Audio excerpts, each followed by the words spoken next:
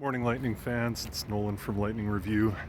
I'm not in a great mood. I've been dwelling on last night's loss to Winnipeg, 7-4, with a couple empty netters on there.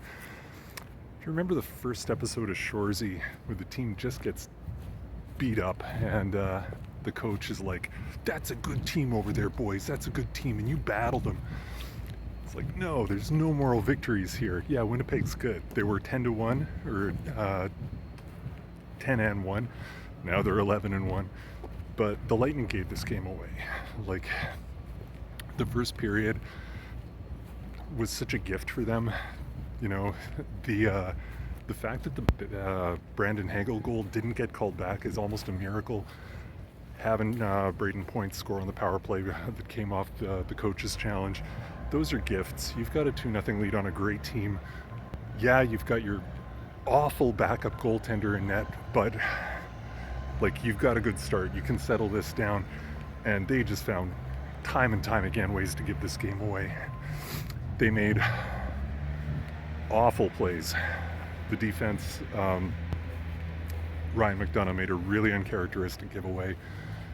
Boom, it's gonna go in the net. Nick Perbix put a just tape-to-tape pass for Vlad Namestnikov.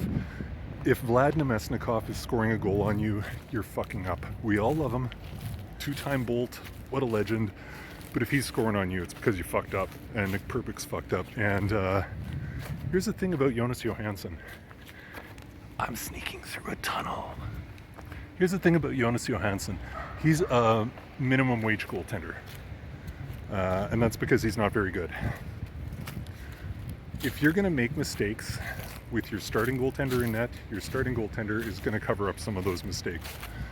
A league minimum yard sale goaltender like Johansson is not going to cover up those mistakes. He's going to allow the goals. And that's why he needs a touchdown of goals for support every time he takes the net. He's started 2 games, he's allowed 5 goals in each. I'm not saying he's a bad person, I'm not saying I don't like him. I'm just saying that he's not going to win you games unless you're scoring a touchdown every game, and that's not reasonable. He needs to be able to stop the occasional, he needs to cover up the occasional mistake by the defense. The Lightning had so many things go their way in this game, but if they make a mistake, it's in the net. That was what we heard over and over again from the skaters last year when Johansson and Tompkins were starting, that if we make one mistake, it's in the back of the net. That means you're not getting a save. It's still the same problem. You can't run Vasilevsky out there 82 games. You do need a backup who can start some games. Johansson ain't it. Like, people kiss his ass because he was the starter for Vasilevsky during the back surgery last year. He's not a good goaltender. He can have good stretches in a game. He's still giving up a 5 spot. Imagine, and okay, it's a cap management thing. I know we're paying Vasilevsky a king's ransom because he's an all-world goaltender. That doesn't leave much money for the backup. I know. Imagine what we would be having if we were paying $2 million for a backup instead of, like, whatever it is, $775 for Johansson. Like, Sheary's in the minors now.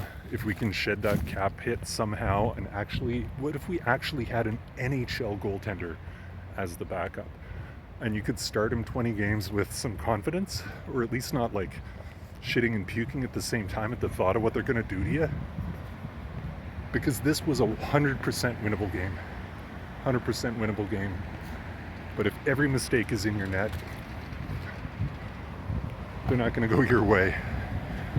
Anyway, that's enough dumping on him. Yeah, I don't know what they're going to do without Braden Point. I guess Geeky's going back to center. They'll probably have to recall somebody. We spend so much time idolizing Nikita Kucherov that we forget how freaking crucial Braden Point is to the offense on this team. And it might be a little bit ugly trying to get by without him for a while. I don't know what happened to him. Nobody does. Hopefully it's not too serious. Yeah, as soon as he was out of the lineup, it was like Scrabble, like with Coop trying to put letters together to get lines. But everybody was mixed up. Cooch was out there with the fourth liners, but I guess he does that anyway because he always wants the ice. Okay, enough ranting. Sorry about so many F-bombs today. All right, well, I'll see you guys again soon. Love you. Bye.